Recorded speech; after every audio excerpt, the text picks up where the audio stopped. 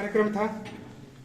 यहाँ पर आज भारत मुक्ति मोर्चा का, राष्ट्रीय क्रिश्चियन मोर्चा का, राष्ट्रीय आदिवासी एकता परिषद का तिलका मांझी के जन्म जयंती के अवसर पर एक दिवसीय कैडर कैंप था और आज काफ़ी संख्या में, या यूँ कहे हमारे उम्मीद से अधिक संख्या में लोग यहाँ पर उपस्थित हुए थे।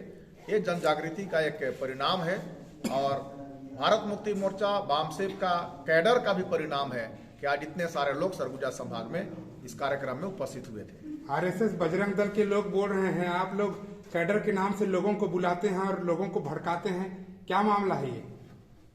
भड़काने का मामला जहां तक वो कहते हैं उनको भड़काना दिख रहा होगा, क्योंकि लोग जब जागृत हो रहे हैं और उनके खिलाफ में उनके हर षड्यंत्र का पर्दाफाश कर रहे हैं, इससे उनको डर हो गया है और इसीलिए वो आज मूल निवासी संगठन का अनर्गल बयानबाजी करके वो ऐसा चाहते हैं कि इनको बदनाम करें। लेकिन याद रहे, मूल निवासी संगठन अब बहुत ताकतवर भारत में बन चुका है और बहुत जल्द भारत में मूल निवासी ही शासक बनेगा और इस देश में ब्राह्मण विदेशियों का शासन का अंत होगा। तो माननीय विष्णुदेव साय ने कहा कि जो क्रिश्चियन लोग हैं उन लोग गौ हत्या करते हैं, इस विषय पर क्या कहना है आपका? उन्होंने कहा गौ हत्या करते हैं, गाय का मांस खाते हैं, कुछ और भी चीजों को खाने के लिए है। वो हिंदुओं का देवी है, वे लोग उनको देवी देवता मानते हैं, ऐसा उन्होंने बयानबाजी किया है। और शिक्षा के आड़ में, स्वास्थ्य के आड़ में धर्मांतरण करते हैं, इस तरह का मुख्यमंत्री के पद पर होने के बावजूद भी उन्होंने इस तरह का अनर्गल, बेआधार, बेतुका बयानबाजी उन्होंने किया है, तो मुख्यमंत्री पद पर होते हुए शोभा बिल्कुल नहीं देता। मैं ये कहना चाहता हूं कि भारत जो है आज भारत का दुनिया का नंबर 1 देश बन गया है गाय का मांस बेचने वाला। तो गाय का मांस क्या क्रिश्चियन बेच रहा है? कोई क्रिश्चियन का बुचड़ खाना है क्या? और अगर वो सत्ता में बैठ करके इस तरह का बयानबाजी कर रहा है तो मैं ये कहना चाहता हूं, ये जो गाय का मांस और बैल का मांस जो विदेशों में निर्यात करके लाखों करोड़ों रुपये जो लोग कमा रहे हैं, जिसको उच्च श्रेणी के हिंदू कह सकते हैं, वही लोग जो हिंदू धर्म को चला रहे हैं, ब्राह्मण धर्म को चला रहे हैं, वही ऐसा करके विदेशों में बेच रहे हैं और लाखों करोड़ रुपए कमा रहे हैं। मैं ये कहना चाहता हूं आपके माध्यम से कि ये अपने पाप को, अपने कुकर्म को ईसाइयों पर मढ़ना चाहते हैं। कुकर्म और पाप खुद कर रहे हैं, उस कुकर्म और पाप को ईसाइयों के ऊपर मढ़ना चाहते हैं और ये दिखाना चाहते हैं कि वे लोग सही काम कर रहे हैं। परंतु आप देखिएगा, वो खुद अगर गाय को देवी मानते हैं तो इतने सारे बुचड़ खाने उन्हीं के क्यों हैं? और वही अपने बुचड़ खानों में इतने सारे लाखों गायों को काट करके विदेश में बेचकर पैसा कमा रहे हैं और लोगों को, बहुजनों को, अनपढ़ गंवार लोगों को, सीधे साधे लोगों को लड़ाई करने के लिए, खून खराबा करने के लिए ये मुख्यमंत्री का बयान आ रहा है।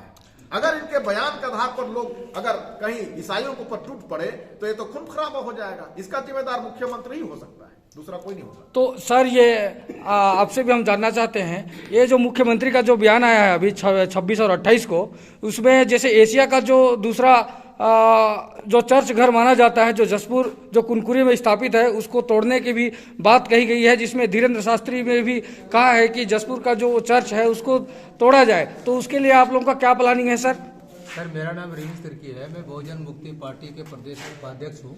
लेकिन इस तरह का अनगढ़ ब्याज देना कि एशिया के नंबर दूसरे में आने वाला गिरजा चर्च को फोड़ना एक प्रकार का उनका एक स्टैंड है, वोट का, हिंदू मुस्लिम का, हिंदू क्रिश्चियन करने का एक फंडा है। और साथ में हम ये कहना चाहते हैं कि इस भारत देश में ये जो लोग आज मुख्यमंत्री बने बैठे हैं, ये संविधान को नहीं मानते।